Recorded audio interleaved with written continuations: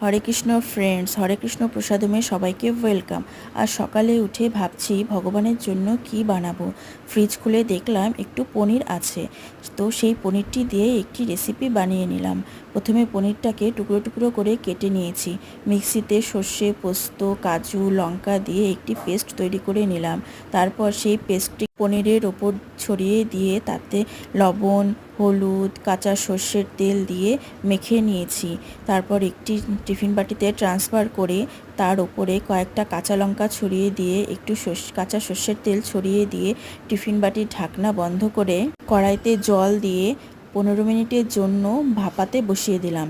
15 minute পর টিফিনের ঢাকনা খুলে দেখি পনিরটি খুব সুন্দর হয়ে গেছে। তারপর ভগবানকে ভোগ লাগিয়ে আমরা সবাই প্রসাদ পেলাম। প্রসাদ পেয়ে বাড়ির সকলেই বলল খুব ভালো হয়েছে। রেসিপিটি ভালো লাগলে আপনারাও বাড়িতে করে দেখবেন, খুব ভালো লাগে। এটা ভাত এবং রুটি দুটোর সাথেই খেতে